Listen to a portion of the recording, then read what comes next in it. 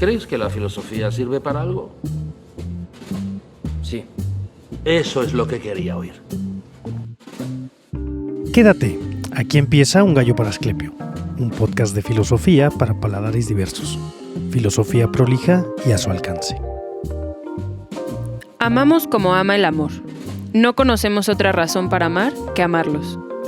¿Qué quieren que les digamos además de que los amamos, si lo que queremos decirles es que los amamos? Amor se dice en muchos sentidos, y hoy hablaremos de ellos con nuestra invitada Aura García Junco. Amor, poliamor, relaciones abiertas y todo cuanto llegue a la mesa. Bienvenidos, bienvenidas y bienvenides a un episodio más de Un Gallo para Asclepio. El amor es algo que todos creemos conocer, pero que está lleno de vacíos. Existe una versión en la que el amor es el polo opuesto al intelecto. Este programa está dedicado a un sentimiento, una experiencia, un espejismo, una mentira, un cóctel químico, llámalo como quieras. Hoy vamos a hablar del amor. Todo nos parece natural, pero la idea del amor ha cambiado a través de los siglos. Cada vez surgen más críticas contra el discurso amoroso de la modernidad, considerado como una institución social más, considerado una ideología o una rama de la economía política. Hola, ¿qué tal? Mi nombre es Arturo. Comenzamos. Empiezo como terminé el último capítulo. No tienes nada, no puedes tener ni retener nada, y ahí tienes aquello que necesitas saber y amar. He ahí lo que se puede saber sobre el amor. Ama aquello que te huye, ama al que se va, ama el hecho que se vaya. Yo soy Adrián Ardilla Lara, bienvenidos. Hola, ¿qué tal? Bienvenidos, bienvenidas, bienvenides. Soy Oscar Merino. La verdad no preparé un discurso tan elegante como ustedes, pero pues estoy aquí dispuesto a hablar del amor con todas las heridas que pueda traer a cuestas sobre el tema. Pues bueno, hoy tenemos una invitada. Pues la verdad, gracias por aceptar la invitación. Contaré una pequeña anécdota. La invitada tiene un apellido que coincide justo con el título de un libro igual de reciente publicación que se llama El infinito en un junco, y hace poco aquí en Querétaro pues se dio el iFestival y bueno, pues yo acudí de invitado a presenciar según yo la presentación de este libro que es El infinito en un junco de Irene Vallejo, y pues nada, gran confusión por no leer ni siquiera el programa de mano, y pues bueno, lo que íbamos a ver era una presentación de literatura pues joven o de jóvenes autores, y ahí estaba Aura García Junco, que es nuestra invitada, quien, bueno, voy a leer su biografía que viene aquí en su libro, y dice que nació en la Ciudad de México en 1988, escribe narrativa y ensayo, es traductora, ha colaborado en revistas y en proyectos de investigación sobre literatura clásica y medieval. Fue becaria del FONCA y la Fundación para las Letras Mexicanas. Es autora de Anticítera, Artefacto Dentado, de 2019. En 2021 fue seleccionada por la prestigiosa revista Granta como una de las 25 mejores narradoras jóvenes en español. Y bueno, yo agregaría que pues, fue gratamente a una secundaria técnica. Entonces ha de haber cantado y entonado los lunes ese himno de escuelas secundarias técnicas, semilleros del porvenir, que en tus aulas forjas los jóvenes que engrandecen a nuestro país. ¿Y qué tal, Laura? ¿Cómo te sientes? ¿Has engrandecido al país con tus letras, con lo que opina Granta de ti? Bienvenida por estar aquí. Muchas gracias por la invitación. Estoy teniendo estrés postraumático por recordar el himno de las secundarias técnicas. Gracias por eso. Hacía mucho que no recordaba la letra. Tal vez no sea la misma letra que tú recuerdas, pero... O no en ese orden. No en ese orden. No. Bueno, sí, fue una experiencia traumática más ese uniforme café. Tamarindo. Tamarindo, sí, como de cucarachita o como de poli, ¿no? Sí. Como de tránsito de aquellas épocas. Terrible. Pero sí, pues muchas gracias por invitarme. Estoy contenta de que esto pueda ser una charla y poder hablar del tema más abiertamente, porque muchas veces lo que hago son entrevistas y esto es mucho más abierto y mucho más interesante, me parece. Va. Pues... Claro, Aura, bueno, pues te hemos invitado, queremos que nos platiques desde lo experiencial, pero también desde un asunto un poco más académico quizá, para hablar del lado B del amor, el lado que existe, que no se cuenta y que también es mayoritario.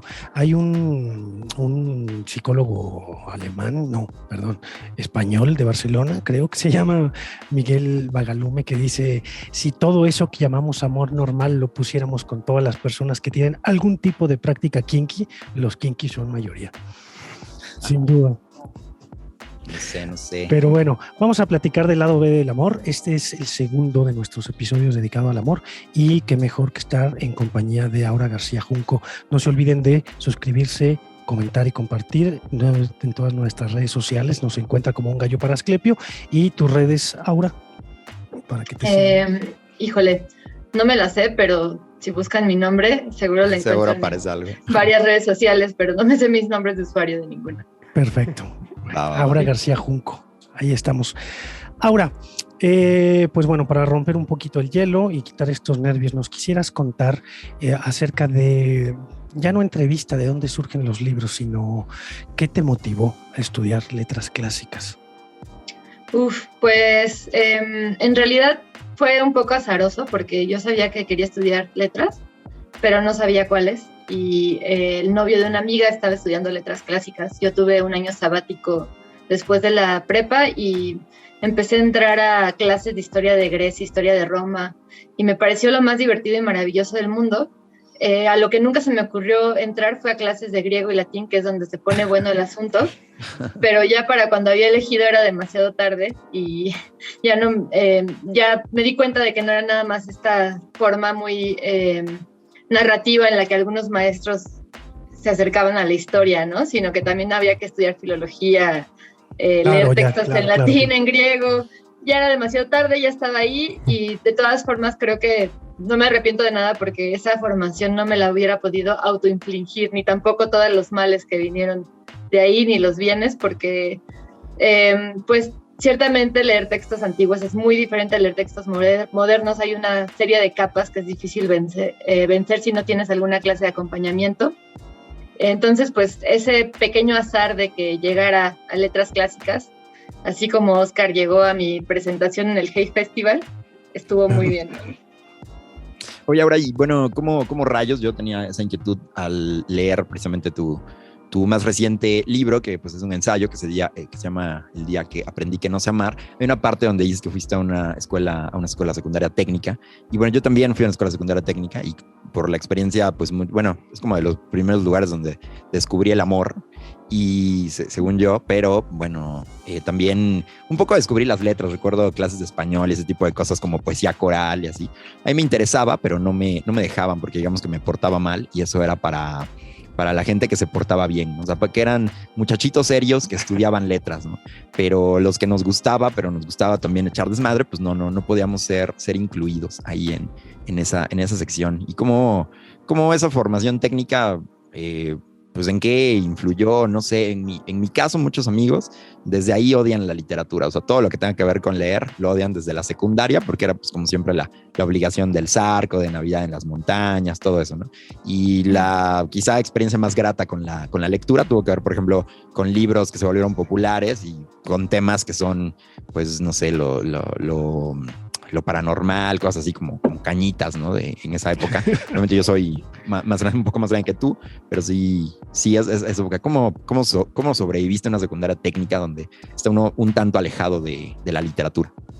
Bueno, primero sí se ve la diferencia porque Cañitas estuvo de moda en mi primaria. Sí, por eso te digo, es como un sexenio, es un sexenio ya diferente. todos habían olvidado Cañitas. Claro. Ya, puedes hablar más fuerte porque ya no escucha muy bien. Okay. Háblale más fuerte a Oscar. Perdón. Ya está grande el señor, ya está me grande. Exalte. Sí, es que por eso traigo audífonos. Ya. No, yo creo que quizá tú eres esa generación que lo salvó Harry Potter o algo así dicen, ¿no? No sé. No, tampoco, estoy entre Cañitas y Harry Potter, o sea, todavía no estoy tan abajo como para Harry Potter. Pues no sé, que tengo una respuesta muy poco divertida, la verdad. Mi papá era escritor, en mi casa siempre hubo un chingo de libros y claro. Sí, pues fue muy diligente en su deseo de inculcarme la literatura como un estilo de vida, y entonces me leía todos los días y pues bueno, mi mamá también era una buena lectora, entonces realmente no había mucha escapatoria para mí, ¿no? Aunque quiero decir que mi hermano es ingeniero, entonces sí había escapatoria después de todo, porque a pesar de eso, él creo que no lee libros ni en defensa propia, ¿no? Entonces yo me quedé con la parte más, digamos que hereditaria de mi papá. Claro. Y en cierta medida mi mamá, que es psicóloga. Y pues la secundaria técnica fue nada más como un momento de paso en la vida un poco terrible. Realmente no, o sea, educativamente no me impactó nada. Pues no sé, dibujar un montón de tuercas, árboles de maceta, líneas punteadas y demás cosas. Lo único para lo que me sirvió fue para desvelarme mucho desde muy chiquita, porque la maestra de dibujo técnico era infame. Le decían la Peggy porque la gente en la secundaria es muy mala onda, y pobres de los maestros de secundaria, mis condolencias. Pero pues más allá de eso, siento que mi camino estaba un poco marcado. No siempre pensé en estudiar letras. Cuando estaba en la preparatoria, yo lo que quería era hacer diseño, y me gustaba y era lo que hacía. Incluso vivía de eso. Empecé muy chica a trabajar y trabajaba haciendo páginas de internet, entonces como que yo iba para otro lado, pero luego las cosas se ocuparon de ponerme en el lugar en el que hereditariamente me habían condicionado, digamos, ¿no? Y pues resultó que, como suele suceder en estos casos, pues heredé capital simbólico, también un montón de, pues no sé, como habilidades un poco embebidas en el hecho de que te lean diario. Sí, claro. Y pues me fue fácil después empezar a escribir. No es que lo hiciera bien, lo hacía muy mal, pero sí tenía algunas herramientas ya desde mucho tiempo antes, ¿no? Y también tenía bastantes problemas adicionales, porque pues mi papá, además de ser escritor, era tallerista, y era un tallerista férreo y malvado. Sus alumnos así lo recuerdan como una persona bastante difícil a la hora de leer textos, o sea, era malvado. No voy a poner un eufemismo, y pues esa maldad con mis propios textos también la viví, ¿no? Entonces iba para allá, más que nada. Va súper bien. Yo tengo acá bueno, aprovechando, estoy hablando muy poco. Últimamente, Adrián. Últimamente he estado muy callado, pero bueno, no volverá a pasar, no se preocupen. Yo conocí a Aura cuando hizo su presentación por primera vez acá en Querétaro. Trabajo en una librería Educal. Vayan y compren la librería Educal. Y me tocó ir a cubrir el evento. Paco Taibo, patrocínanos. Sí me acuerdo de ti. Sí, no quería contar la anécdota para que sonara un poco más real. Y compré el libro, lo tengo firmado por ahora, muchas gracias. Y la verdad me ha parecido fascinante a la luz de estos detalles que has comentado de la escuela técnica, de la secundaria, del diseño, del dibujo. ¿Algún día dibujaste la máquina de Anticitera? ¿Se te ocurrió dibujarla? ¿O fue también a lo mejor parte de esta educación que tuviste, que a lo mejor te interesaste por ello, o hubo una relación por lo menos? A lo mejor esta es la primera pregunta que me sale a la mente respecto a este primer texto que he tenido la oportunidad de leer, o simplemente fueron hechos aislados. Pues yo creo que nada puede ser aislado, ¿no? Al final, en una historia de vida siempre hay formas en las que las cosas acaban emergiendo, se quedan en ti de maneras a veces no explícitas, pero siempre salen, ¿no? O sea, yo creo que mi afición por el diseño y por las artes visuales y por en general todo lo visual siempre sale en mis libros, ¿no? Por ejemplo, en ese libro, Anticitera, hay un montón de elementos gráficos, y si hubiera podido hubiera metido más, pero en tierra adentro ya habían pagado el exacto número del libro, de hojas impresas, y ya no me dejaron. Pero sí tengo una afición muy grande por el texto como un objeto y como una materia. Bien. En el Hey Festival justo hablé un poco de eso también. Me gusta mucho pensar los textos como materias, y como tal, normalmente estas cosas de formato para mí son muy importantes, y las pienso mientras estoy escribiendo. No me parecen como secundarias, no me parecen algo ornamental al final de la escritura de un libro. Siempre están implícitas en el proceso, y creo que sí tiene todo que ver con eso, ¿no? Con que pues siempre he estado relacionándome con algo visual, algo plástico.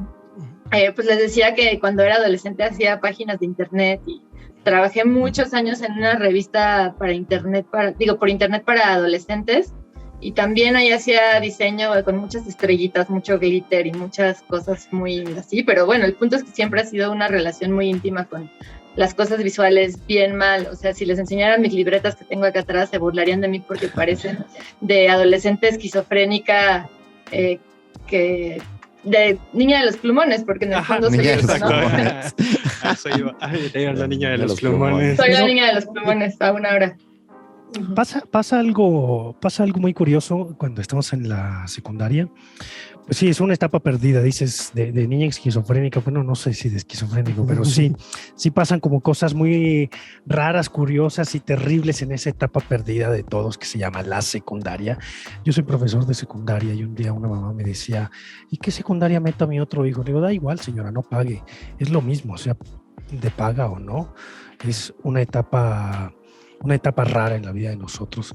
Pero en ese momento es cuando nosotros tenemos como el primer acercamiento al amor.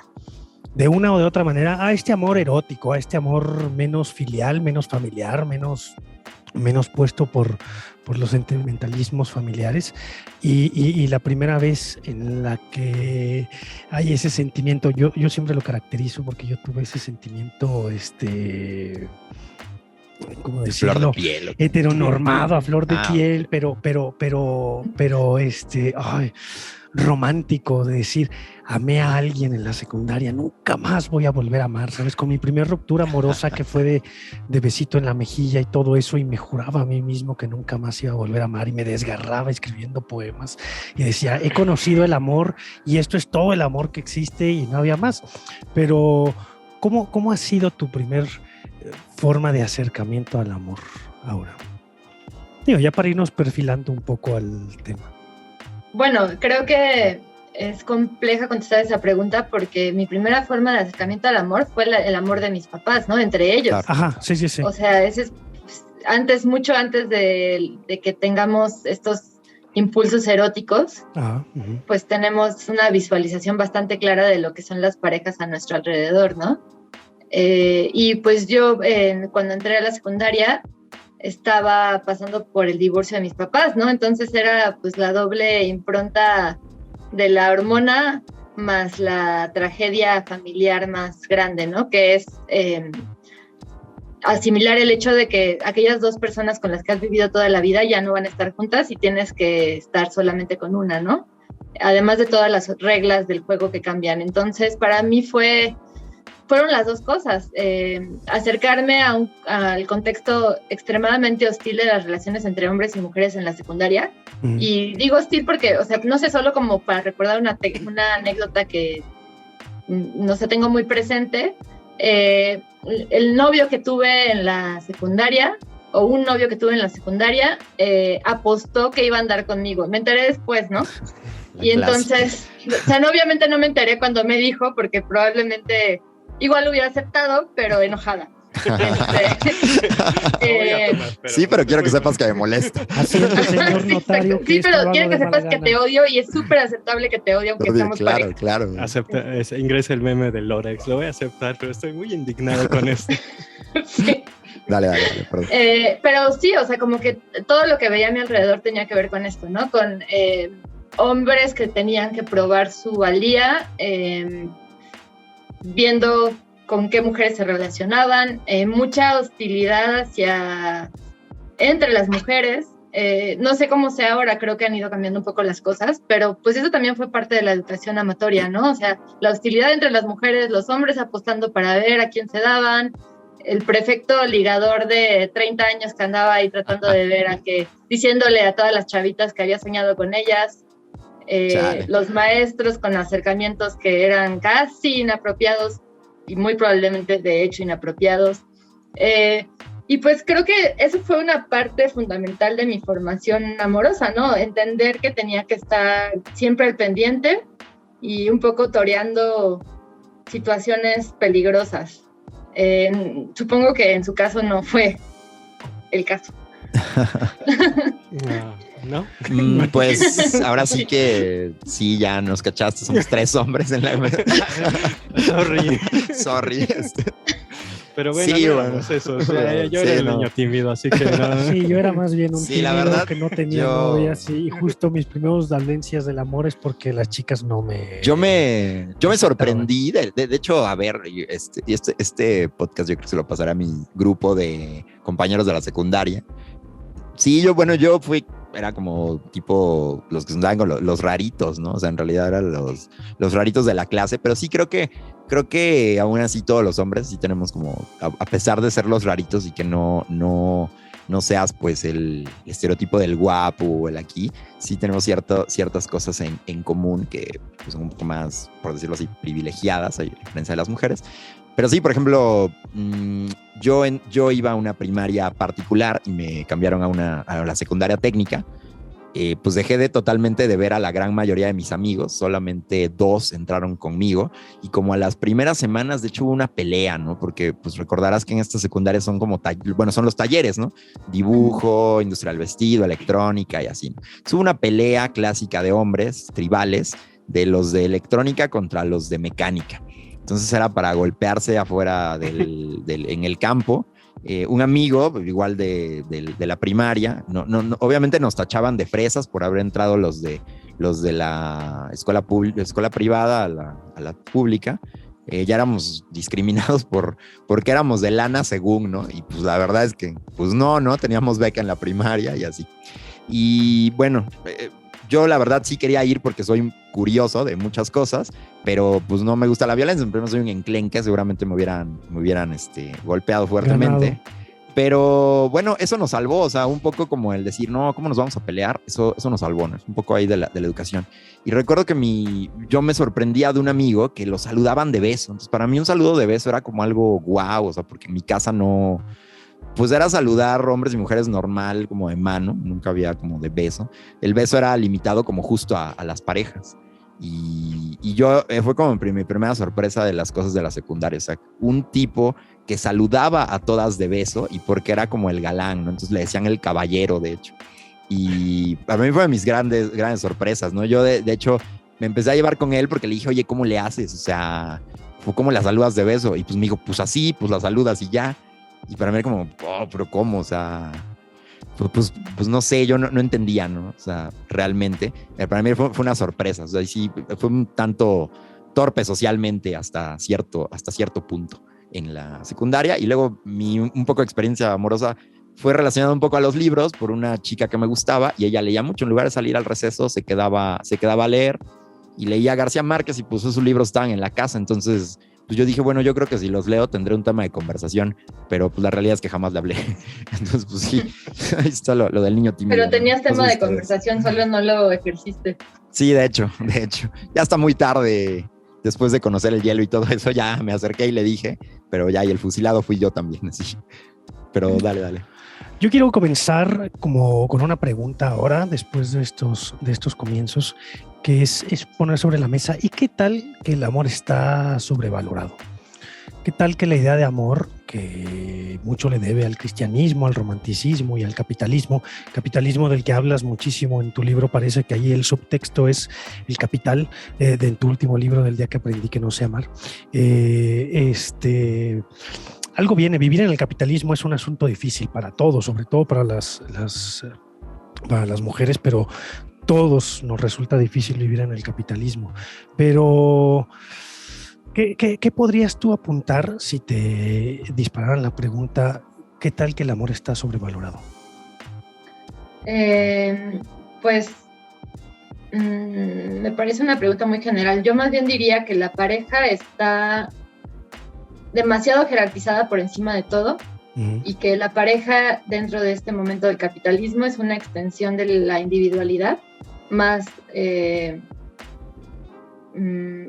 voraz y menos comunitaria, y eso sí me parece que está sobrevalorado. La idea de la pareja isla, que es algo de lo que hablo mucho en el libro, porque sí me parece fundamental ver cómo se vuelve enajenante este tipo de amor, y cómo enajenante en el sentido de crear otro tipo de lazos, ¿no? Y de crear otro tipo de imaginarios también, ¿no? O sea, por ejemplo, una de las objeciones grandes a las relaciones no monógamas es que en la crianza cómo va alguien a tener tiempo de tener más de una relación si tiene, por ejemplo, hijos, ¿no? Y a mí me parece que hay una falta de imaginarios posibles en ese caso, porque la crianza comunitaria, la crianza compartida y las redes de crianza son algo que ni nos pasa por la cabeza, ¿no? Claro. Y esa clase de restricción de imaginarios son a las que lleva el hecho de tener esa jerarquización de la pareja por encima de todo, o del amor de pareja, y de pareja, una sola pareja, una sola persona, lo que restringe mucho otras formas de ver el mundo, ¿no? O sea, no es que sea una sobrevaloración del amor, es una restricción de estructuras posibles y una restricción de imaginarios posibles para construir sociedades que no estén basadas en la individualidad. Me parece que justo estos temas que se ponen ahora, no sé, como en la historia contemporánea, en la historia más actual del amor, me parece que hay algunos puntos de inflexión muy marcados que son muy importantes poner. Primero, el asunto del movimiento hippie con el amor libre, ¿no? El amor libre, pero libre de la religión, libre del Estado. Y luego aparece en los 80 un giro de tuerca de la concepción de la pareja, que es como el ambiente swinger, ¿no? Cuando los swingers, los clubs de swingers se ponen de moda en los 80, son como otro giro, como otro boom, como otra cosa de, oh no, pero la estructura tradicional de la pareja se está trastocando. Y ahora que de los 2000 para acá nos toca el poliamor o la anarquía relacional, pues no me parece que sean temas. El intentar desconfiar de la estructura tradicional de la pareja, de la estructura tradicional del matrimonio, no es algo como muy, muy de ahora. Es algo que ha pasado, pero que muchas veces lo dejamos de lado por consideraciones más bien vacías o no someterlas a juicio. Pero algo que me parece muy importante del poliamor, de la anarquía relacional, de todo lo que tiene que ver con las relaciones no monógamas, es el asunto de repensarse cuál es el papel de la relación. O sea, como se nos está brindando la posibilidad de repensar el amor y las relaciones, pero no solamente las relaciones de pareja, sino todo nuestro fundamento relacional en Occidente. No sé, ¿cómo lo ves tú? A mí me parece justo que estas grandes posibilidades, estas grandes rupturas que ocurren ahora con el poliamor y lo relacional es nuestra capacidad de replantearnos algo que parecía dado, algo que parecía establecido, y de decir un pasito atrás y decir, oye, podría ser de otra manera. No sabemos si mejor o peor, pero podría ser de otra manera. No sé cómo lo ven ustedes. Somos otros. Hay otros tres. No sé, yo cedo la palabra por este momento. Estoy un poco perplejo. Paso. Sí. Yo, hablando un poco de esto de de las narrativas o los ejemplos que tenemos, por ejemplo, ayer estaba viendo ahí una aplicación que tiene como diferentes canales y me gusta ver porque ahí pasan Daria todo el día. Y estaba viendo también que tienen como de Nick Teen o algo así, ¿no? A mí me gustaba mucho una serie que se llama Clarissa lo explica todo, no sé si la llegaron a ver. Sí, y bueno, estaba viendo un capítulo donde precisamente Clarissa tiene a su amigo Sam, ¿no? Que es como su súper amigo y siempre se mete como a la ventana y son así. Pero justo el capítulo que estaba viendo ayer trataba de que empiezan a tener... Clarissa empieza a tener como dudas de si es solo amistad o se está enamorando de él, ¿no?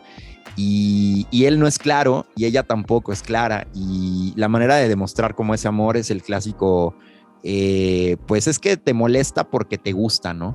Y terminan siendo como esas historias que vemos pues justo desde la secundaria, ¿no? O sea, no, es que te molesta pues porque quiere contigo, ¿no? Y creo que eso luego hasta se lleva a la vida adulta, ¿no? No sé, igual ahí tú cómo lo viviste en esos momentos como más chica, y cómo eso influye, digamos, en parejas ya más grandes, ¿no? Que ahí en tu libro igual vas narrando situaciones con parejas, y precisamente una anécdota es la que detona todo, ¿no? La de tu manera, digamos, diferente de involucrarte en pareja.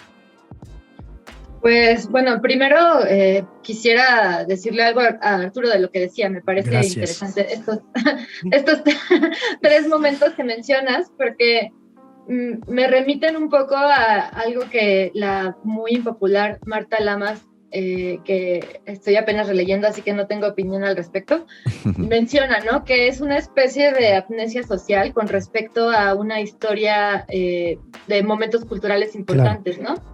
En el caso del movimiento hippie, al final el movimiento hippie sí es una manifestación un tanto ya neoliberal de otros tipos de propuestas amatorias, ¿no? Por ejemplo, en el socialismo hubo una gran corriente en contra de esta idea de la familia nuclear única, del amor como una posesión. En el anarquismo también, Emma Goldman, pues diosa, ¿no?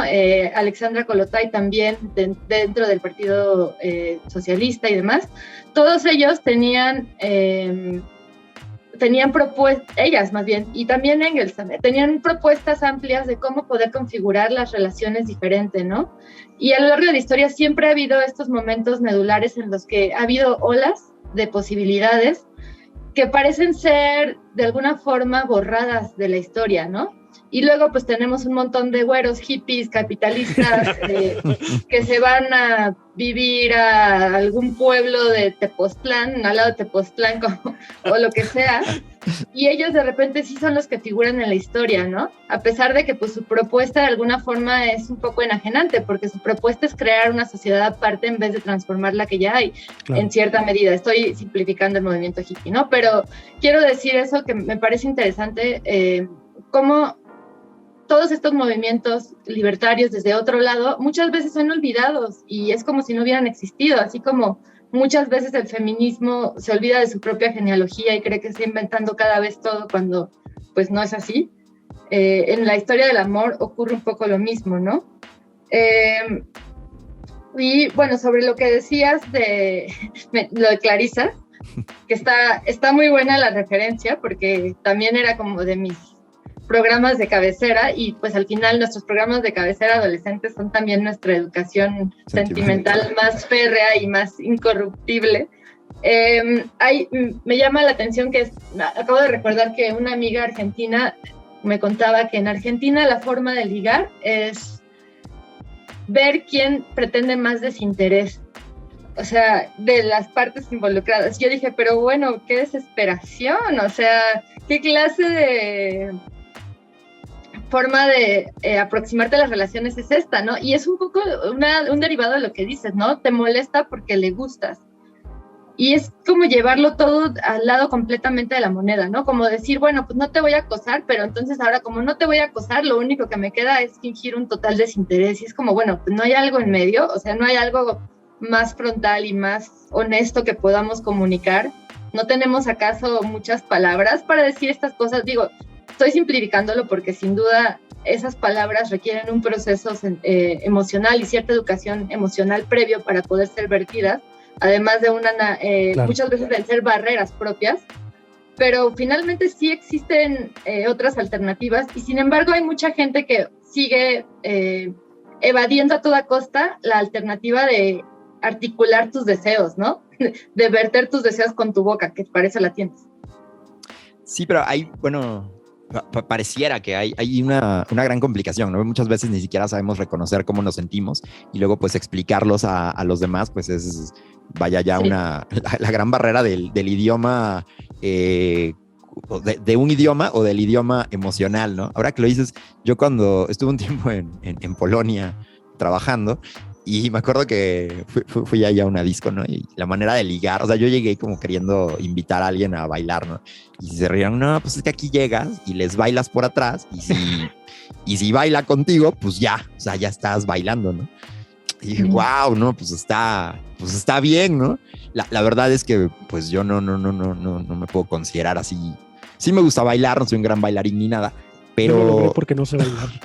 No, pero sí era como yo no lo viví como tan en carne propia, digo, sí fue como un poco afortunado en esta cosa de que buscan al diferente, al opuesto, ¿no?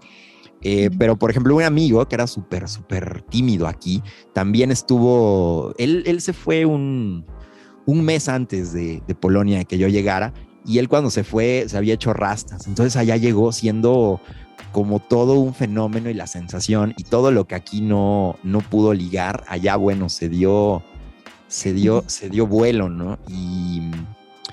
Y pues bueno, esta cosa también de que se busca el diferente, pero me parece que se busca el diferente porque creo que no sabemos ni en sí qué queremos bien nosotros, ¿no? Y pues vuelvo a esta parte del idioma, ¿no? Cómo expresar bien nuestro deseo, también cuando el deseo es construido, ¿no? Por otras cosas. Yo, por ejemplo, me he preguntado que, por ejemplo, de la secundaria, pues yo también empecé, me sigo cuestionando si me gustan las niñas porque veía programas donde niños les gustaban las niñas y los, ¿cómo se llama? Y los amigos te empiezan a decir, ay, esta te hizo ojos o le gustas y cosas así, ¿no? ¿Qué tan construido, pues, es realmente mi deseo? Si es, o sea, mi heterosexualidad, ¿qué tan real podría ser, ¿no? Si no es más por toda la influencia cultural que he tenido. ¿Tú cómo consideras tu deseo? ¿Cómo fue la construcción de tu deseo? No sé. Pues una vez más no te voy a contestar porque me parece súper interesante lo que dijiste.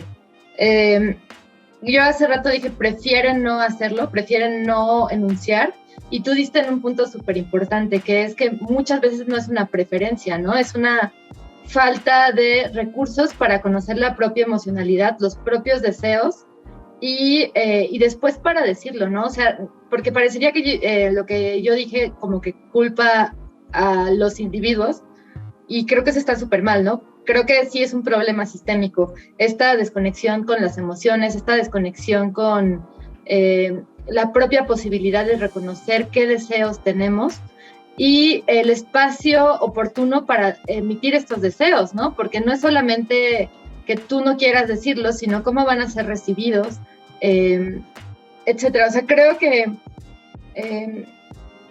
sí hay una cultura general que no deja que esto suceda, ¿no? Y me parece súper importante porque si no, de repente, de nuevo, es una crítica súper neoliberal, nada más así, es que tú tienes que superarte, tú tienes que aprender a tal y tal y tal. Y pues sí, está muy bien que desde la individualidad lo indaguemos y lo busquemos, pero pues no necesariamente esa es una solución sistémica, ¿no? Esa es una solución que apela a que los y las individuas cambiemos el sistema uno por uno y pues eso siempre es muy objetable, ¿no? Yo quisiera... Adelante, dale. Ahora que traen justamente a Clarisa. Oscar está haciendo trampa, está lanzando preguntas y cosas y luego nos deja ahí. No, pero fue el trato, ¿no? Es una charla, o sea.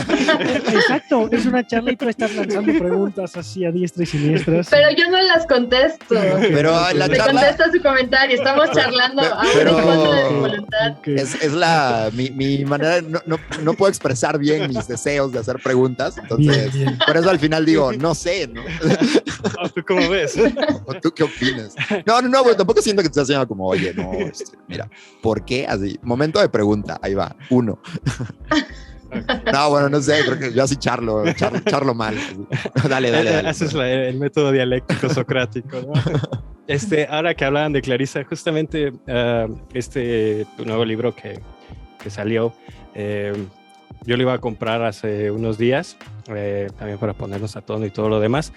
Sale allí, está saliendo ya.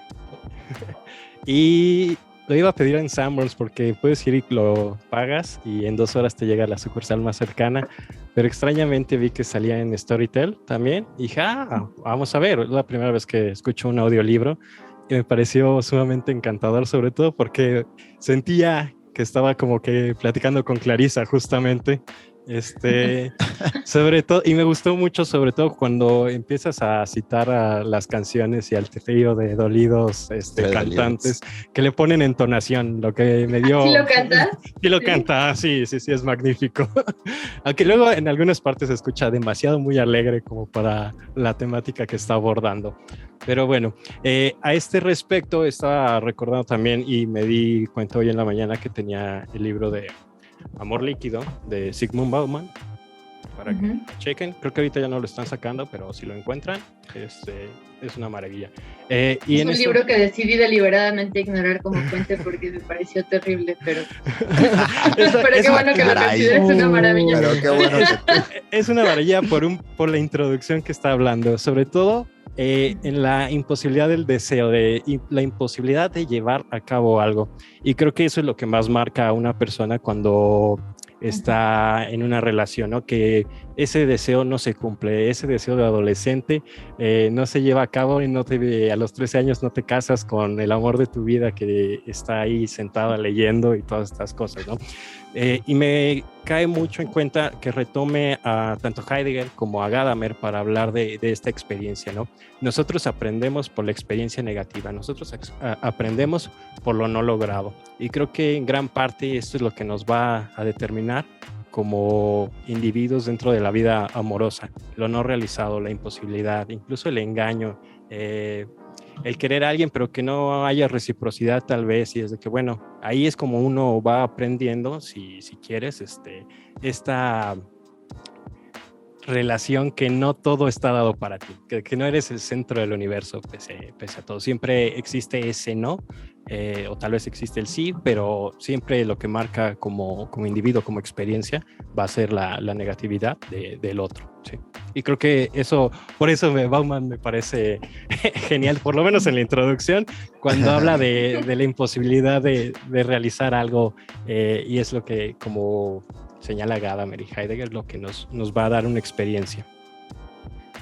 Sí, bueno, y incluso 3 pasos más para atrás, ¿no? El abandono en la familia, ¿no? O sea, como que un poco habla desde la perspectiva psicoanalítica de la carencia, y sí, en ese sentido, pues sí, estamos súper configuradas por aquellos abandonos que sufrimos en la infancia, ¿no? Aquellas cosas que se nos negaron y demás, y muchas veces se pasan por alto esas heridas, parecería que son secundarias o irrelevantes, cuando pues condicionan muchas de nuestras preferencias, reacciones involuntarias, ya que somos adultos.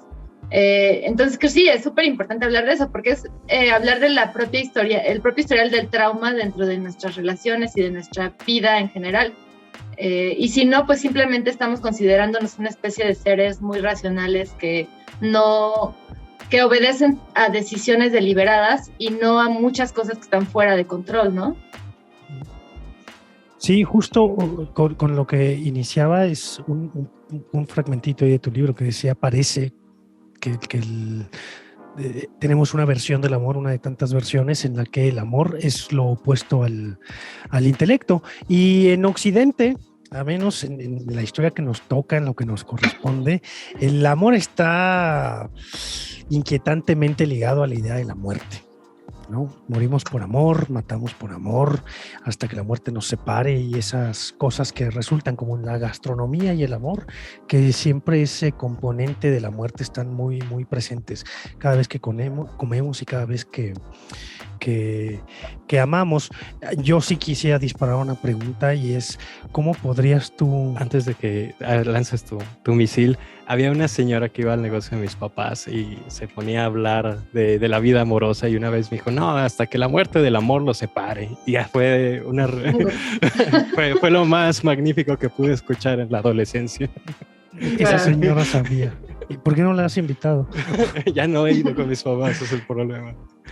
Sí, bueno, pues yo como intentando jalar a ese tema medular que viene ahí, ¿cómo poder replantear el amor? ¿Cómo poder otra vez hablar del amor en las nuevas posibilidades que tenemos para pensar el amor, que son desde el poliamor, la anarquía relacional, la exclusividad, la ruptura con la exclusividad sexoafectiva? ¿Cómo pudiéramos hacer una definición de poliamor?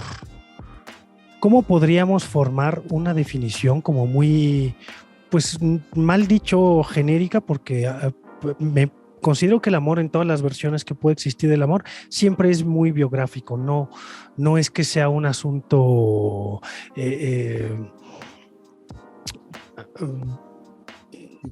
pues un asunto capital, sino un asunto más bien biográfico, que depende de la circunstancia, que depende de un montón de factores que tiene que ver contigo. No siempre estás preparado para todos los tipos de formas que se te pueden presentar. No siempre estás preparado para ir a trabajar al mismo trabajo al que has ido todas las veces. ¿Por qué habrías de estar preparado para lo mismo siempre? Depende mucho del momento de vida y no de un asunto psicoanalítico, y no me parece que el amor dependa siempre de un complemento ahí pues o psicoanalítico o exegético de la existencia, sino más bien puntual y biográfico. Pero ¿cómo podríamos hacer o construir una definición de poliamor? Pues primero creo que cada vez es más difícil porque poliamor, relación abierta y demás son términos que están tan extendidamente utilizados de diferentes maneras que cualquier definición es una definición temporal y muy localizada. Uh-huh. En general, yo prefiero usar el término no monogamia justo para no tener que crear estas cajitas tan convenientes para un sistema muy anglo de existir, ¿no? De ver la vida, ¿no? Que es como tener cajas en las que vas diseccionando algo y luego una caja más pequeña dentro de esa caja y luego 3 cajas pequeñas dentro de esa y todo súper seccionado, ¿no? En el libro cito, en una nota al pie de página, porque ni me interesa, una clasificación súper extensiva de las relaciones no monógamas que alguien se dio la tarea de hacer. Y de verdad la ves y dices, pero Dios mío, ¿por qué hay aquí 80 opciones y todas tienen nombre, no? O sea, ¿por qué no simplemente podemos existir dentro de estas posibilidades sin tener que sentir que abona algo? Decir, yo estoy en una relación poliamorosa, tripartita, de 5º nivel, o sea, no sé, estoy diciendo puras mamadas, pero, o sea, a mí no me interesa tanto este afán clasificatorio que sí se me hace muy, muy anglo para existir. Claro. Puedo decir que en general la idea de poliamor se refiere a una relación que no tiene exclusividad sexual ni afectiva. En general, puede haber excepciones, ¿no? Y entonces se permite, por ejemplo, que existan varias relaciones paralelas, jerárquicamente iguales, o que no son jerárquicamente iguales, pero que al menos sí tienen esta posibilidad de, no sé, por ejemplo, tener 2 novios. Mientras que normalmente una relación abierta se considera aquella en la que hay apertura sexual, pero no hay apertura emocional, ¿no? Si es que tal cosa puede no existir, pero bueno, esa es más o menos la forma más usual de utilizarlo, pero creo que son términos súper resbalosos. Es que justo es hasta qué punto podemos fraguar el poliamor como este asunto que tiene que ver con el consenso muy, muy, muy marcado con la polimonogamia, ¿no? Porque, por ejemplo, las formas del machismo en México que se manifiestan con la familia, pero el hombre que tiene incluso otra familia paralela u otras familias paralelas que no podrían las entrar capillitas, ¿no? que no pues no diría ni capillitas, yo diría familias total y completamente formadas y paralelas. Sí, pero siempre hay el clásico de la catedral, ¿no? O sea, a la que es la efectiva. Okay. Sí. Pero al final sigue siendo como eso no es el poliamor, pues.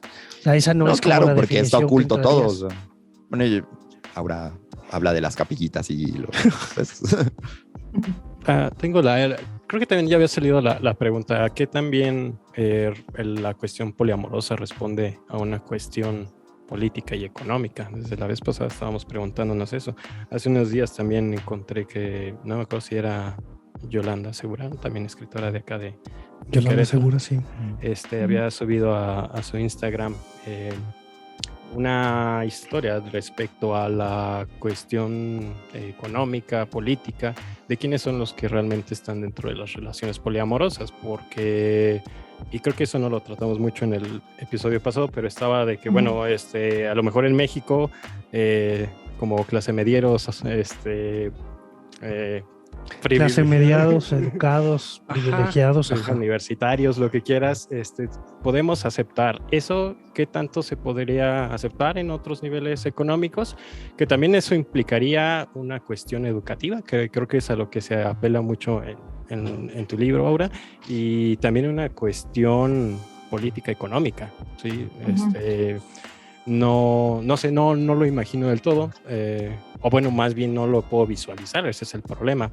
Y me llama mucho la atención también un montón de nombres ahí, a lo mejor retomando la lista, que comentaban algunos, recuerdo haber ido a un congreso de fenomenología aquí en la facultad, y decían que para que estuviera materializado tendríamos que ponerlo en lenguaje, por muy extraño que pareciera. Por eso también como que apelaban mucho a esta filosofía alemana privilegiada de principios del siglo XX, que cada una de las personas tenía esa posibilidad poética en el sentido de la creación para acrecentar el mundo, ¿no? Incluso hasta como lo señalaba un poco Wittgenstein, ¿no? De que los límites del lenguaje son los límites del mundo, pero también creo yo que esta exacerbada lista, pues, cae en lo mismo, ¿no? Es como cuando te hablan de cuestiones químicas, físicas y de cómo funcionan todas estas cosas, pero te quedas de que, bueno, pues igual no lo entiendo. Si entiendo esas relaciones que existen. Si no te la crees, te Ajá. queda de ver Sí. la respuesta. Uh-huh. Creo que a lo mejor pasa lo mismo con entre química y entre ahora estas nuevas listas que han aparecido, que dices, bueno, no lo entiendo, pero sé que está ahí. Bueno, quizá fui tramposo, pero lo que yo quería hacer era como preguntarte para que no se caiga como en ese asunto de la polimonogamia al poliamor.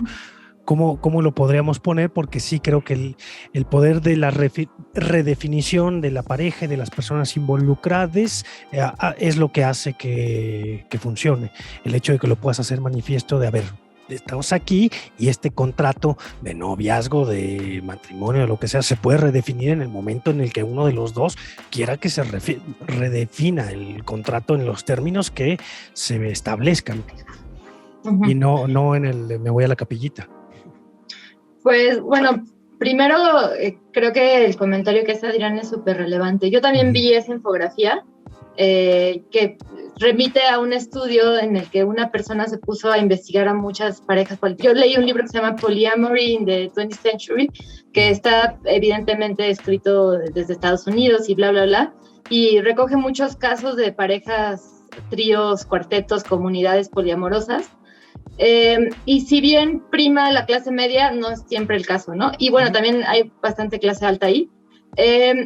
Lo cual no quiere decir que esté para nada diciendo que ese estudio no tenga razón. Lo que sí creo que es importante es tomar en cuenta que la idea de poliamor y de relaciones abiertas parte de una definición de clase totalmente, o sea, está de clase y de lugar y súper situada, ¿no? O sea, por ejemplo, en el libro pongo algunos ejemplos de no monogamias que no son esas, ¿no? O sea, son no monogamias que no nos gustan en Occidente, que vemos con cara de fuchi, ¿no? O sea, son las no monogamias comunitarias o las no monogamias islámicas o todas esas cosas que nos parecen nos hacen alzar la ceja, también son no monogamias, ¿no? Entonces, esos estudios a los que se remiten es a cierto tipo de no monogamia que tiene una definición, que tiene ciertas reglas, que tiene ciertos pactos implícitos, que son un poco los que hablabas tú ahora, Arturo, ¿no?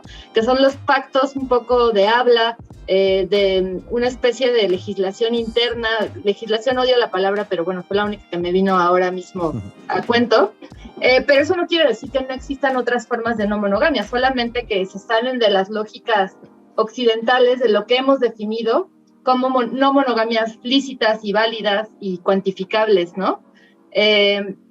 Incluso esto que decían de las capillitas y las catedrales y del típico señor que tiene 25 familias en cada pueblo al que va, ¿no?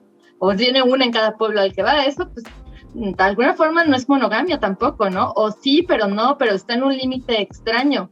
Y esas no se cuantifican como tal, porque no entran en esa definición que sí, definitivamente tiene un componente de clase, ¿no? Entonces, bueno, por eso a mí me parece muy importante situar estos discursos y no tratar de universalizarlos y de verlos como abarcadores de todos, que es lo que hace Zygmunt Bauman en gran parte de su libro, y por eso me parece desechado. Un libro, por eso decidí ignorarlo. Bueno, no por eso, por otros motivos, pero sí hay una tendencia dentro de la filosofía a creer que puedes abarcar todo sin tener que hacer matices, ¿no? Y a mí eso siempre me hace alzar un poco una ceja. No es el caso, no es la generalidad. Más bien, hay muchas excepciones, pero ese libro no me pareció uno, ¿no? Y ahora creo que ya me perdí un poco con lo que decía Arturo, pero sí tenía que ver con esto de la posibilidad de la enunciación, ¿no? En este estudio que decía Adrián, es muy interesante que dice que uno de los principales impedimentos ni siquiera es un impedimento económico per se, sino un impedimento de capital cultural y de violencia epistémica, que es la carencia de recursos para hacer pactos explícitos entre personas, ¿no? O sea, pues porque al final se requiere una serie de pasos para llegar a la posibilidad de hacer pactos, un poco lo que hablábamos antes, ¿no?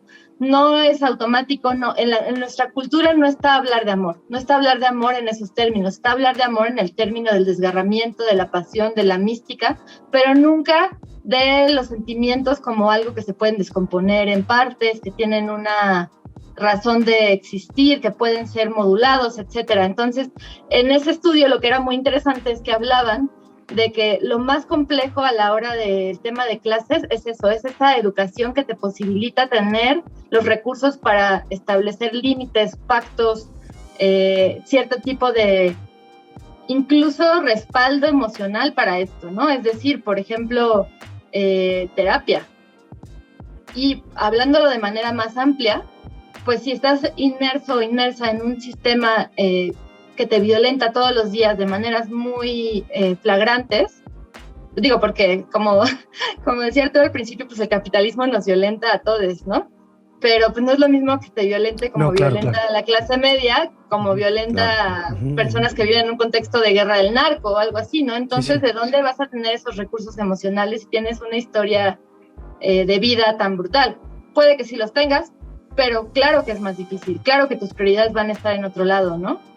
Entonces sí, creo que hay una intersección ahí interesante y muchas cosas que tomar en cuenta, ¿no? Pero también creo que no por ello hay que tirar en saco roto estas posibilidades, aunque sepamos que en muchos sentidos sí son restrictivas para cierta clase, ¿no? O sea, este discurso de que porque es privilegio hay que tirarlo a la basura, pues sí, hay privilegio aquí, pero no por eso hay que tirarlo a la basura, no por eso hay que decir, bueno, pues como, no sé, pensar desde el feminismo, una serie de temas es privilegio, pues mejor entonces hay que desecharlo. Pues no tiene ningún sentido, ¿no? O sea, es como te puede llevar simplemente al nihilismo y a decir, pues nada importa. O sea, creo que no es el camino, no es constructivo siquiera. Bueno, pues nos faltó el nihilista del grupo.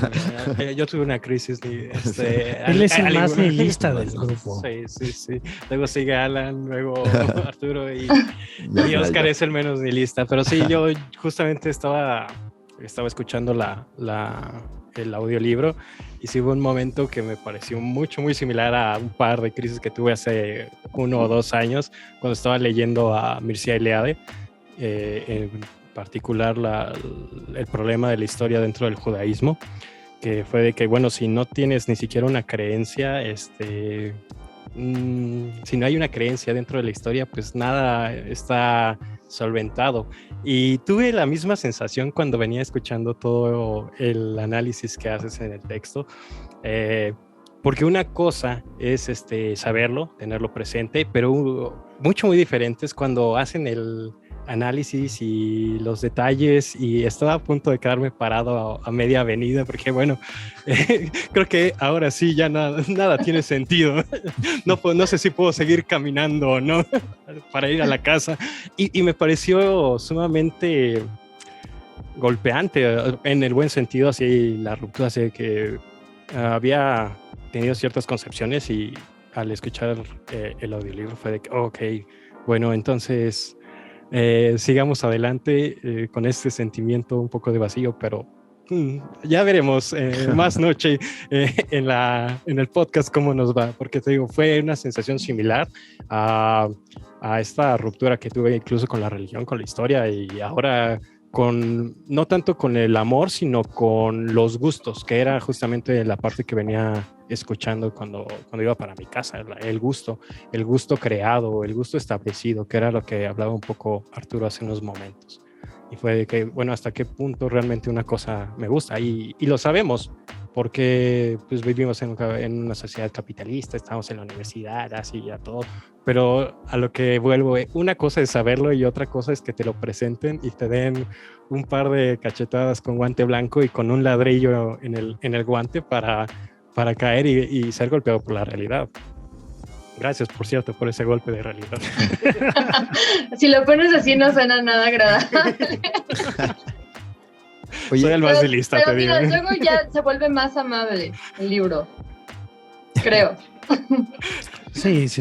Oye, ahora que mencionas de libros, pues hay como unos libros de señoros, así de señoros, que ahorita tú dices, bueno, no incluía a Bauman, puede ser considerado un señor, pero igual, y hace rato que mencionas de de la carencia y eso, pues estos discursos del amor de Platón, ¿no? Ya sabes, del Penia y Poros que menciona. Y no recuerdo ahora que en algún punto mencionaras como a Platón. Me gusta mucho lo que haces con Ovidio, ¿no? Y obviamente pues, tiene que hablar de lo que haces en el libro, que es tratar con Ovidio, ¿no? Pero siento que esa referencia del banquete, o sea, como que en los libros del amor, como que, bueno, igual tengo esta idea muy, ¿cómo decirlo? Señoronormada, así de ay, pues qué onda, ¿por qué Platón no? Si Platón es ahí con el banquete, ya habló todo, ¿no? Hasta Schopenhauer dice ahí, no, pues nadie ha hablado tan en serio del amor hasta ahora yo y antes Platón, ¿no? Pero sí, me gusta mucho lo que haces con Ovidio, esta creación como, pues no palimpséstica, porque pues palimpséstico sería escribir sobre lo que está escrito de Ovidio, pero sí las tachaduras que le haces, ¿no? Y una creación de nuevo discurso basado con lo que ya había escrito Ovidio, ¿no? Pero un poco, pues, si nos platicas esta experiencia con Ovidio y por qué no considerar, por ejemplo, el banquete, o no sé, la llama doble, por ejemplo, ¿no? Por poner... Sí, te vamos a voy a traducir, es como pregunta de congreso. Muy bonito tu libro, pero ¿por qué no hablas de Platón? Te faltaron Más que una tres pregunta, es un filósofos del siglo comentario. XIX. Nada de esto tiene sentido. No fue así, no fue así, pero... No, para nada. Pero que nos dijeras también, aparte de unas señoras, o sea, más que obviamente una pregunta, tengo un pues comentario. mencionas a Eva y Jus y a otras, y ya, bueno, ya soy... yo no estudié filosofía. Yo voy a hacer así una apelación. Me curo en salud, siempre dice, bueno, yo no estudié filosofía, nada más me gusta leer. Pero, bueno, pues... Primero que nada, Adrián se está perdiendo toda la parte de los tachones de Ovidio, porque esos obviamente no vienen en el audiolibro, porque pues cómo los vas a leer. Ok, cierto. Pero Ajá, sí hablan. Pues seguro no saben ni de qué hablan, pero es lo único que no me gusta del audiolibro, porque esa parte fue la más divertida de hacer del libro y pues no hay manera de reproducirla solo con la voz. Ok, sí, no viene. Está muy chido. Pero bueno, haciendo una referencia, sí habla de Platón y me encanta una parte que habla cuando cita a Aristófanes, que es el que cuenta el mito que se convirtió en el mito de la media naranja y todo es eso. El que predomina, lamentablemente. Y que dice, no hay que olvidarnos de que Aristófanes era un comediante. Sí, bueno. Es lo mejor que... Sí. Pero ¿por qué no metiste a Platón? Sí, viene. De hecho, sí lo metí. Aquí es donde le digo al que más que una pregunta tiene un comentario. No lo... Un comentario editorial. Pero lo que es cierto es que no hay un análisis extensivo de Platón. Más bien, cuando estoy hablando de amor romántico, pues claro que tengo que tocar ese hito, porque pues sí es un hito cultural súper importante. Todo el mito del hilo rojo que nos une a esa otra mitad de la bola esta. Y bueno, y esa parte en la que a menudo se obvia el hecho de que las bolas eran a veces de hombre o de mujer. Sí, totalmente. Que convenientemente el cristianismo, pues digo, más bien la historia dentro del cristianismo de este mito borró esa parte, ¿no? Y de repente todas las bolas del amor platónico eran hombre-mujer y entonces siempre tenemos que estar buscando a otro, voy a decirlo así, sexo opuesto, aunque está perfectamente mal dicho en esta época, ¿no? Pero creo que va bien con ese discurso. Y por otro lado, pues sí, o sea, la pregunta de las fuentes es una pregunta inagotable, ¿no? O sea, cuando escribes de amor, lo primero que te topas es que hay otras 80 millones de personas que escribieron de amor desde diferentes ángulos, hay un montón de filósofos, hay una genealogía muy amplia de pensamientos acerca del amor, y pues hay que hacer una elección desde el inicio, ¿no? Mi elección en principio fue... pues más arbitraria que nada, porque en un inicio leí todos los libros que me encontré al respecto, incluyendo el de Bauman que tenía en mi librero, porque heredé la biblioteca de mi papá, y es una biblioteca muy amplia y muy de señor, entonces obviamente tenía a Sigmund Freud, Sigmund Bauman ahí, y a Sigmund Freud también. Pero luego, ya que estaba un poco más avanzada en el proceso de escritura, me di cuenta de que la genealogía de pensar el amor que me interesaba era una genealogía de teoría feminista. Me topé afortunadamente con más bien no es que me haya topado, ese lo busqué de manera muy activa, el de pensamiento monógamo, terror poliamoroso de Brigitte Vasallo. Y dije, pues es que sí, definitivamente este es el camino por el que yo quiero ir, de pensadoras que estén, pensadoras y pensadores, pero pensadoras especialmente que están pensando desde la hora, desde relaciones con carne, con cuerpo, que se están poniendo a sí mismas y a sí mismas en el texto, y no están simplemente hablando como desde un éter elevado, una nube en la que como Dios con su larga barba está viendo todo y analizándolo, ¿no? Me gustaba mucho la idea de utilizar textos que ponen el cuerpo, ¿no? No estoy diciendo que todos los textos que ponen el cuerpo tengan razón en todo, pero sí me parece que hay un valor muy grande en ponerte a ti como parte del discurso, poner a lo que está a tu alrededor como parte del discurso, decir, aquí estoy parada y desde este punto voy a hablar y quizás mi mirada llegue hasta estos límites. Que es algo que pues evidentemente ahora está muy de moda porque pues el feminismo siempre ha hablado de conocimiento localizado y mi libro mismo lo hace porque me parece imposible escribir un libro así sin localizar el conocimiento, ¿no? Pero pues es un tema, ¿no? También leía a Octavio Paz en algún punto y tampoco me interesó incluirlo, la verdad, o sea, porque no creo que abonara al discurso que estaba construyendo. Sí, de hecho. Y porque había otras fuentes que decían lo mismo que decía él, de otras maneras, y que construían la parte de contexto que me interesaba, ¿no? Y bueno, también pues tenía que hacer una serie de lecciones, ¿no? Y Ovidio pues ya era el señor que iba a atravesar todo el libro, que es un señor pues muy distante y muy maravilloso, pero al final sí era como era aquel hilo que iba a hilvanar las partes, ¿no? Sí, oye, me retracto totalmente. Soy mal lector, leía Cañitas, perdón. Página. Yo también. Si tienen el libro, página 42, el simposio en el que Aristófanes narra el inicio del tiempo. Exhumanex eran un ser de dos mitades y ahí lo narras, ¿no? Sí lo incluyes, pero bueno, sí, un poco. Pero poquito. Sí, claro, es poquito, pero entiendo totalmente esto que dices, ¿no? La genealogía de los textos y también por ahí, pues creo que esto que pone el feminismo, ¿no? De poner el cuerpo, ¿no? Y creo que tú obviamente lo pones con todas tus experiencias ahí en el texto. Y también el de Tamara Tenenbaum, ¿no? Creo que son una muy buena, ¿cómo decirlo? Como muy buena combinación, ¿no? Tu libro y el de ella, ¿no? O sea, creo que sí, pues desde Argentina y México se da esto. Oye, te quería preguntar ahora sí un poco, ya igual como para ir como finalizando, pues que nos hablaras de la clásica pregunta, ¿cuáles son tus siguientes proyectos?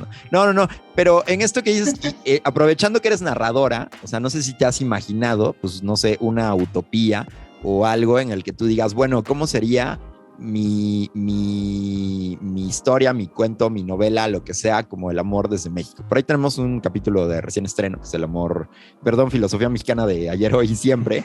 Y ahora sí va a ser así 2 preguntas en una. De reciente estreno hoy, pero acuérdate que aquí el tiempo funciona rarísimo. Sí, es raro, o sea, ¿no? Hace como 2 meses salió. Claro. Es como la máquina de tiempo en Goku. Pero la idea es, ¿cuál es el amor a la mexicana? Sí, bueno, igual y puede ser ya casi la respuesta es esa del sufrimiento, con los 3 que apuntas de los 3 de estos clásicos de canciones del sufrimiento. Pero ¿cómo sería ese nuevo amor a la mexicana? ¿Cómo tú lo ves? ¿O cuál sería tu utopía del amor si tuvieras que escribir un texto o algo así? Hay medio ciencia ficcional especulativo. Wow, está complejo porque en general tiendo a irme a ver qué está mal y construir utopías a veces es más difícil que construir distopías, ¿no? Pero pues para mí el ideal al que me gustaría aspirar es pues voy a decir una serie de lugares comunes, pero perdón, son lo que me parecen importante, pues a una sociedad tolerante a tipos de relación que no son los que practica cada persona, ¿no? O sea, a la posibilidad de elegir cómo te vas a relacionar sin que haya una reprimenda social enorme, y a una sociedad que se relaciona con el amor de una manera más comunitaria y menos individualista, porque creo que eso es lo que nos está asesinando, ¿no? O sea, poner siempre al individuo con su extensión, que es la pareja, por encima de cualquier otro interés y cualquier otra cosa pues que no le afecte de manera directa, aparentemente, porque yo creo que por supuesto que te afecta. Y entonces, o sea, no sé, creo que esas 2 serían mis únicas pues reflexiones utópicas, ¿no? O sea, apelar a llegar a un punto en el que sea posible armar redes comunitarias, en que la pareja deje de ser la jerarquía máxima, en que la pareja deje de ser solamente un binomio y que pueda hacer otras cosas y que haya aceptación de eso y que no todo el mundo tenga que tener más de una pareja, ¿no? Pero pues que deje ser a quien sí quiera tenerlo. Y digo, pues ya si nos vamos más al utópico, pues que haya al menos una intención clara de comunicación, ¿no? Yo creo que ser humana es errar y es que se te escapen cosas y que haya incoherencias, y eso me parece que está perfecto, y que de hecho apelar a que no haya incoherencias es apelar a algo que no es humano y que no está chido, y que está, incluso es una forma muy particular de locura, como en el capítulo del hombre que se cree que es muy racional y que es cretano y filósofo, por cierto. ¿Ah, sí? Así es, no voy a nombrarlo, ¿verdad? Pero da clases en una universidad, en fin. Okay. No lo ha logrado correr a pesar de que ha salido tan mituteado como nadie. ¿Quién es? Sí. Luego les paso la notita. No lo sé de cierto, pero lo supongo. Exactamente. Sí. El detector del metal. El detector de metal, caray. Me cura el mal de ojo. Va. Bueno. Sí, aguas, chavos. Pero bueno, pues eso. Va. A lo mejor trajándolo también un poco abierto. Albert Camus, en el mito de Sísifo, postulaba 3 figuras para sobrellevar el sinsentido de la existencia, y extrañamente las 3 figuras, 2 de ellas eran conquistadores. Uno era el Don Juan y otro era una persona que se dedicaba a la aventura. El otro era el que vivía del teatro, el que vivía muchas vidas en un solo día y demás. Pero justamente también cuando venía escuchando el libro, me saltó a cuenta esta idea del don Juanismo. Y lo maravilloso con sus pincitas es que Camus no lo pone solamente como nombre, ¿no? Sino cualquier persona existente puede convertirse en el Don Juan. Y en el Don Juan de un día, de un solo momento, ¿qué tan posible o qué tan bien tal vez lo verías tú? Y también bajo esta línea, ¿qué tanta... que en la actualidad estamos determinados por nuestra aún moral cristiana? Me recuerda mucho a Alan, que no pudo venir, cuando hablaba de estas... ¿Por su intachable moral cristiana? Por su intachable moral cristiana.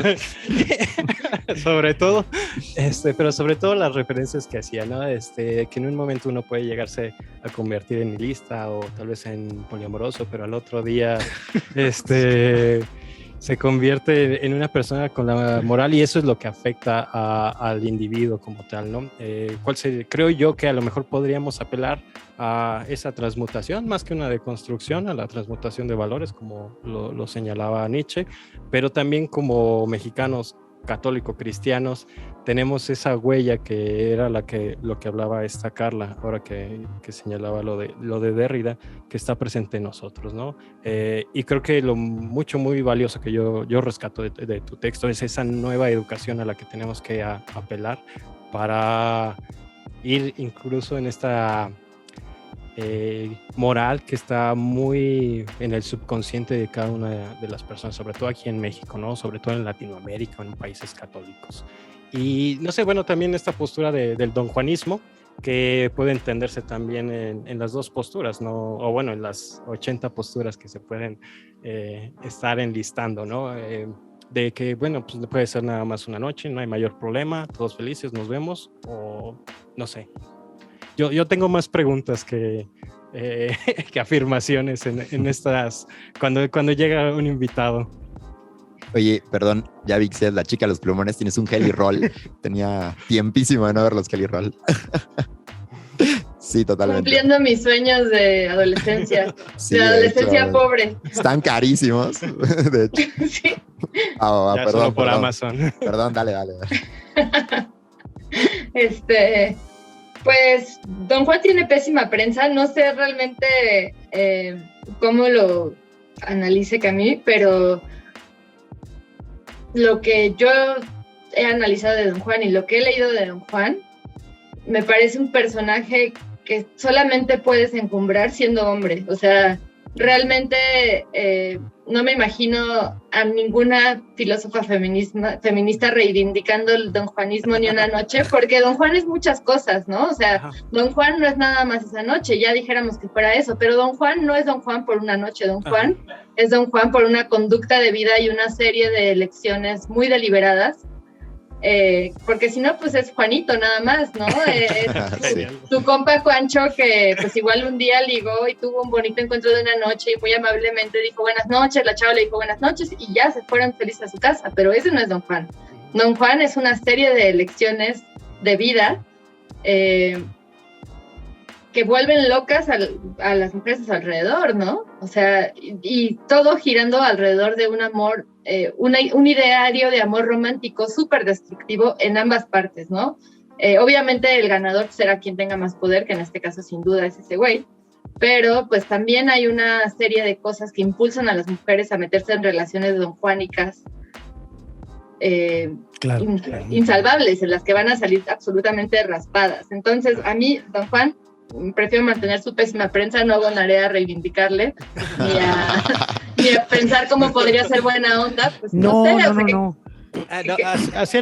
La referencia de Camus era de que se trata no del don Juan literario, sino del don Juan de Kierkegaard, que utiliza el don Juan literario para hacer un estadio que justo toma la figura de, a ver, hay hombres que viven como don Juan. Y era no tanto cuando Camus hablaba de no vivir por mucho tiempo, sino por tener más experiencias, bajo esta idea a lo mejor también incluso del aventurero que conquista el cerro, que se va a trepar cerros el domingo a las 7 de la mañana y todo eso. Paco Stanley. La exacerbación de la vida. Y eso lo lleva al terreno, digamos, carnal, en esa línea, y bajo la perspectiva kierkegaardiana. Pero ¿por qué usar esa figura? O sea, esa es mi pregunta. ¿Por qué entre todas las figuras usar esa? O sea, sí, no sé, creo que sí se pueden resignificar figuras, pero la principal característica de ese personaje en particular es esa, ¿no? Es como es el ligador, que sí tiene diferentes experiencias, pero las tiene a costa de llevarse entre las patas a la gente a su alrededor, ¿no? Es el estandarte del egoísmo más puro y más demoledor, ¿no? O sea, sí va, pero elige otro personaje, hay otros, ¿no? O sea... Sí, seguro. Sí. Perdón, o sea, soy un señor. No estoy para nada diciendo eso, pero sí me parece curioso como querer poner como secundarias estas facetas del personaje y salvar solo a una de las partes, ¿no? O sea, creo que es curioso porque entonces eso da cuenta de qué de esa historia te está llamando más la atención. A mí de esa historia me llama la atención la devastación que deja a cuestas. Claro. Entonces, pues no sé, supongo que es una cuestión de perspectiva, historia vital y análisis y como tipo de análisis, ¿no? Incluso. Y pues sí, o sea, lo que me interesa también de lo que decías, hablas un poco de la transmutación de valores, y yo también creo mucho más en eso que en la idea de construcción, ¿no? Igual para mí la idea de construcción, esa palabra ya no tiene sentido alguno, en ningún lado se volvió como un eslogan de redes sociales que puede significar todo o nada. Si se me coló alguna vez en el libro, pues fue porque no encontré otro remedio, pero realmente yo prefiero no usarla, porque además de repente me parece una palabra que no apela a la generosidad, y creo que para mí la generosidad es una cosa central en todo esto. O sea, para transmutar valores, para cambiar, para tener ese espacio, no sé, del que habla Bell Hooks, en la voluntad de cambiar, requieres un montón de generosidad. Requieres generosidad hacia ti mismo, pero también hacia la persona que tienes enfrente, porque pues cambiar requiere un ancho margen para errar, ¿no?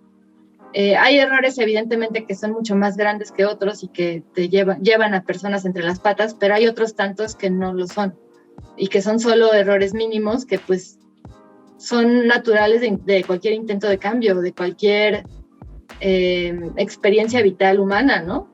Y pues a mí eso me parece súper importante, me parece que tiene que ser central en un discurso que apele a llegar a algún lado, ¿no? Y que no apele simplemente a que de la A vamos a llegar a la B sin pasar por una especie de estadios intermedios, ¿no? Sí.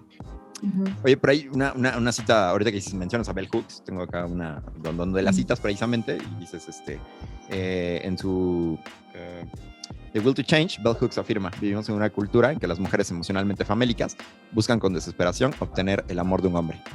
Y bueno, eso lo mencionas en el capítulo donde hablas sobre la felicidad, y quería mezclar como, bueno, dos cosas, igual por una referencia a toda una película. Estos imperativos actuales de felicidad, ¿no? Dices por ahí en el libro, es que ahora ya no se deja a alguien por no ser feliz, ¿no? Sino porque se puede ser más feliz, ¿no? Entonces dices, ay, no, pues entonces ahora, pues, con alguien que pudiera ser mucho más feliz. Y esta idea también de la insistencia, o la perseverancia, o el intentar, o hasta el ser porfiado, ¿no? Para decirlo así. Esta idea de que, bueno, ella te rechaza, pero es porque en realidad sí quiere, pero pues si tú lo sigues intentando. En palabras del poeta guatemalteco Ricardo Arjona, esto de el dime que no, ¿no? El sí camuflajeado, ¿no? La verdad me gustan este tipo de referencias que a mí se me hacen chistosos. Yo pensé en Ricardo Arjona cuando leí esa parte. A mí, la verdad, cuando... Pero hay una cita incluso. Sí, de hecho, a mí la verdad me encanta porque... Sí, Ricardo Arjona tiene todo de malo, pero pues mucha gente, veo muchas mujeres cantándolo y como viviendo las canciones que tocan, ¿no? O sea, y sí digo, wow, me impresiona. Pero bueno, esto del sí camuflajeado, ahora veía yo esta película de la historia de Ray Richard, que es la historia de Venus y Serena Williams. No sé si catalogarla como una historia feminista o no. El nombre, la película, la centralidad está en su papá, ¿no? Pero es esta idea de insistencia para que dos mujeres logren llegar a ser quienes son hoy, ¿no? Y él insiste y hasta poder entrenar a Serena y a Venus y que logren obtener una oportunidad, ¿no? Entonces, ¿qué tanto esto vivimos en una cultura, creo yo, como una... No sé si decirlo así. Como el Joker. Voy a apuntar otro término, como una insistocracia, casi, en el que tienes pues que insistir, ¿no? Y quizá no sé, la gente racializada o con menos oportunidades, pues dicen, oye, ellos no tienen que insistir tanto porque ya tienen como ciertos privilegios, y uno sí tiene que insistir. Pero por otro lado es como, oye, pero insistir no siempre... sería lo ideal. Me parece como algo, no sé, paradójico, o como que choca. No sé, igual estoy viendo mal. O ¿tú qué opinas con esto de la insistencia? Porque sí, pues sí, la verdad, apuntándolo en las relaciones, la verdad sí crece uno con eso, ¿no? De, no, pues dile otra vez, que quién sabe qué, que te dijo que sí, pero pues, te dijo que no, pero al rato te dice que sí. Tengo una experiencia de una chava que a mí me gustaba, a mí me dijo que no y dije, ay, pues ya, bye. Pero un chavo en la universidad insistió hasta que, pum, se casó y actualmente tienen como 3 hijos. Y me quedo así como de, órale, no sé, o sea, pues yo la verdad me dijo que no y dije, ay, ya, bye, ¿no? Debiste haber insistido. Sí, o sea, y me quedo preguntando como, ¿debía haber insistido? O sea, ¿sería yo? O de una forma no dices, sé. no quise caer en el acoso, y en la otra dices, tuve que haber insistido. Sí, ¿cuál es el fiel de la balanza ahí en este tema de la insistencia? Pues bueno, para empezar, yo siempre con Aristóteles, mejor recibir un mal que hacer un mal. Claro. Porque, totalmente. Pues, o sea, nunca sabes cómo hubiera resultado esa historia. Ese hubiera, es un hubiera... Es un albur. Es un albur, ajá. Y por otro lado, pues sí hay no sé, creo que pusiste varios puntos interesantes en la mesa, ¿no? Porque por un lado, pues también está el tema del privilegio, ¿no? Y no solo el privilegio económico, sino también el privilegio de aquello que se jerarquiza como más bello y más atractivo, porque pues no sé, o sea, ¿quién tiene que insistir más, no? Y estoy poniendo comillas entre toda la frase que acabo de decir, ¿no? O sea, y bueno, es lo que está detrás un poco de la ideología incel, ¿no? Decir como, pues los chats que son dentro del slang incel, los hombres con ciertas características muy masculinas, como consuetudinariamente, comillas, considerados guapos, no tienen que insistir nada, porque creo que les llaman, ¿cómo les dicen? Las Stacys, caen a sus pies solas, ¿no? Claro. Y entonces hay una serie de elementos de resentimiento que sí tienen una parte que está fuera de la realidad, está volada, está asquerosa, es una porquería, pero hay otra parte que sí tiene algo de sentido, ¿no? No estoy defendiendo a los incels. Claro que no. Pero claro que hay algo detrás de eso, ¿no? Hay una serie de jerarquizaciones sociales que están en juego. Y bueno, una persona que lo analiza muy bien es ContraPoints. Ella tiene un video en el que habla de cuando todavía no había transicionado a mujer, estuvo a punto de ser incel o incluso lo fue un rato, ¿no? Y todas las cosas por las que ella en ese momento había estado tan cerca de eso, ¿no? O sea, un poco como teniendo compasión con los incels. Y bueno, me fui a los incels porque pues son como un caso muy paradigmático de cosas que rechazamos bien cabrón, pero que a la vez tiene toda una serie de contradicciones internas, ¿no? Es por un lado esto, tienes que ser exitoso, tienes que lograr conquistar a una mujer, pero no tienes que insistir porque ella tiene que acercarse, pero luego también hay una enorme violencia del gusto que privilegia unas cosas sobre otras, ¿no? Algunas ideas de masculinidad que pues no todos los hombres tienen. Desde cuestiones físicas hasta cierta forma agresiva de relacionarse, que no digo que esté bien, pero a algunas mujeres les gusta, ¿no? Y dentro de las producciones culturales es la forma de ser masculino que tiene más peso. Ahora ya hay otros parámetros, otros paradigmas que se están explorando y dentro de la cultura pop y están muy buenos porque abren... ¿Cómo? Con gran atino. Con gran atino, porque eso abre otras posibilidades, ¿no? Y empieza a erotizar otras cosas, como por ejemplo el consentimiento. Pero estamos lejos de que el consentimiento sea algo que esté tan erotizado como para ser el default, ¿no? Eso es lo que es muy desagradable de ver, ¿no? Cómo hemos estado educadas para que el consentimiento sea lo último de la lista y por lo tanto la perseverancia y la insistencia sea la primera opción. Creo que ha sido muy duro para los hombres en general darse cuenta de que la insistencia no es el camino, porque esa es la educación que les han dado, ¿no? O sea, es como, es esto o nada, o te quedas sin nada y eres el que vas a estar en la esquina del salón solo para siempre. Y pues no es el caso, pero ese es el discurso predominante. Sí, entonces me parece muy comprensible que haya ahí una serie de tensiones mucho más complejas que decir nada más como, no mamen, güeyes, dejen de acosar. Que sí, por favor. Sí, pero claro, también hay que ver qué hay detrás, ¿no? Sí, totalmente. Ahora pues ya estamos casi... Estamos acercándonos al final y mira, tenemos por aquí un ejemplar nuevo de paquete de Anticiter Artefacto Dentado para nuestros galloescuchas.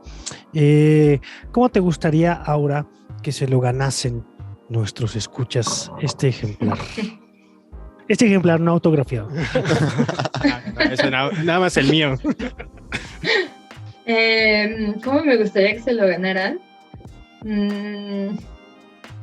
Híjole, me habían preguntado antes si me inventaba una dinámica súper ingeniosa, pero no, está mejor así, tomarte en frío y ya. Ajá, exacto, y dejarme mal parada. No, para nada. No, pues cualquiera que haya de una secundaria técnica puede ganar. Está bueno. Ganar ese libro. Súper. Con que nos canten una estrofa del himno a la Nos mandan al Instagram del Gallo para Asclepio la primera estrofa de... Y su certificado. Oye, ¿y qué hiciste? Foto de su certificado. Cuando saliste de la secu técnica, hiciste esto de rayarte las playeras y así de... Ay, amigos, sí, nos vamos a ver y somos... Todos se hicieron eso. Bueno, o sea, como en todas las escuelas, ¿no? Es un clásico, ¿no? No sé si todavía lo hagan, la verdad. Sí, creo que ya no. Igual ahora se ponen cosas en el Facebook. Su red social. En el Instagram. La muchachada. La chaviza. Si lo hice no lo recuerdo, no fue tan memorable, yo creo. Claro, no. Lo que quería era largarme de la secundaria, entonces quizás no quería recuerdos. Pues mira, ya acercándonos al final, yo siempre me fui por la línea más bien de lo sociológico que había ahí, el amor, las relaciones, los celos, incluso tomados como un producto que se lo apropia el capitalismo como producto y que lo vende. Y nos faltó que lo explorásemos, pero bueno, seguramente habrá oportunidad para después. Sí, pues nuevamente agradecerte la oportunidad de charlar contigo. Pues la verdad creo que la pasamos bien. Recomendar obviamente tus libros Algo que igual me agrada mucho de tu libro, pues que obviamente es un ensayo y que está haciendo como todo un boom, ¿no? O sea, cuando el ensayo me parece, o sea, quienes les gusta como la lectura, la literatura, sí se acercan a los ensayos, pero está teniendo bastante éxito, ¿no? Entre bastante gente que quizá no es tan asidua. Vi por ahí la otra vez que subiste algo en tu Instagram de una chica que te decía, wow, estoy encantada, no puedo parar de leerlo y es un ensayo, o sea, no es una novela, no es ficción. Ajá. Y entonces, pues me agrada eso también, que revitalices el ensayo, ¿no? O bueno, otro género, ¿no? Que no sea simplemente la ficción. Vaya, soy fan de la ficción, pero pues bueno, me agrada el ensayo, la poesía u otro tipo de géneros, ¿no? Entonces, está súper chido. Felicidades, la verdad, por este éxito que estás teniendo con este libro. Y pues sí, esperemos que esta sea parte de las nuevas narrativas que a las que se acerquen ahora las juventudes, ¿no? Bueno, sí, pues muchas gracias. Aprovecho nada más para decir que en México hay una gran tradición de ensayo y que quienes no acostumbran a leer ensayo, pues hacer una invitación a leer a los y las grandes ensayistas que sí hay, ¿no? O sea, voy a nombrar a 2 de mis amigos porque es lo que se hace en este gremio y porque sí escriben muy chido. A Laura Sofía Rivero, que se acerquen a leer sus ensayos, son muy simpáticos y muy profundos, o a Diego Rodríguez Landeros, o sea, realmente hay muy buenos ensayistas. Me pareció oportuno porque, pues sí, en efecto, el ensayo es como un patito feo ahí al que nadie voltea a ver, ¿no? Cuando hablamos de literatura, a menos que, pues sí, nos dediquemos a seguir muy de cerca la literatura. Claro. Y bueno, también no dejen de buscar y leer Anticitera, Artefacto de Dentado, que estaba en el fondo editorial Tierra Adentro y ahorita ya está también en... Le cambiaron la portada. De bolsillo, ¿no? Creo que salió. No era de bolsillo. Es Bucket, es de Planeta. De Planeta también. Okay. Pero creo que nada más está en electrónico. Solo está en digital, okay. Sí. Ok. Bueno, sí, no, la verdad. No sé si, tal vez salga en impreso, todavía no estoy segura, pero si no, está en digital. Sí, la verdad fue una de las cosas que más he recomendado ahí en la librería, y todos han tenido aceptación. Sí, me dijo una amiga, oye, qué bueno que me recomendaste ese libro, porque ella estaba trabajando en una editorial y estaba buscando, se llevaba muchos libros de Tierra Adentro y fue de que ese es de los que más me gustó, para que también, si lo encuentran, porque ya también se está acabando en el FETA, si lo encuentran, cómprenlo. Es maravilloso, la verdad a mí me gustó mucho la parte de Arquímedes, y evidentemente por ciertas filiaciones personales, la cuestión de Bernardo y Eloísa, pero bueno, yo estoy un poco más encaminado a los árabes y judíos en esa época, pese a que soy el nihilista, soy el medieval también, o sea que me ven feo por todos lados, así que estos momentos de encontrar también referencias medievales son encantadoras para mí. Muchas gracias, Aura. Gracias. Pues Aura, muchas gracias. También estás haciendo como reseñas, ¿no? En tu canal de YouTube o algo así. Sí. Justo llegamos a la parte del cierre. Ahí agradecerte a nombre de todo el equipo de producción, que nos hace falta gente, nos hace falta Alan, Premio por desgracia no pudo venir. Premio Torri 2021, después de Danush, el sucesor de Danush, no pudo estar aquí. Sí, que ahí citas a Danush, ¿no? En tus agradecimientos, ¿no? Pero, sí, ahí está. Es mi amigo, lo quiero mucho. Sí. Súper. Agradecerte que hayas estado con nosotros y dejarte las puertas abiertas. Si lo pasaste muy bien, bienvenida cuando quieras. Aquí está el estudio en la ciudad de Querétaro, justo en el centro de la ciudad de Querétaro, para cuando quieras venir. Y si no, pues lo hacemos en este formato que no pasa absolutamente nada y sale muy bonito. Creo que hablo por todos que estamos muy contentos de que hayas estado con nosotros. Muchas gracias, Aura. No, al contrario, muchas gracias por la invitación, me la pasé muy bien y pues qué agradable conocer tu proyecto. Vale. Pues bueno, no olvides, Critón, que le debemos un gallo a Asclepio. Ahí nos vemos. Hasta luego. Adiós. Aquí termina Un Gallo para Asclepio. Síguenos en tu plataforma favorita de podcasting y suscríbete a nuestro canal de YouTube. No olvides comentar, compartir y activar la campanita. Nos escuchamos en el próximo episodio.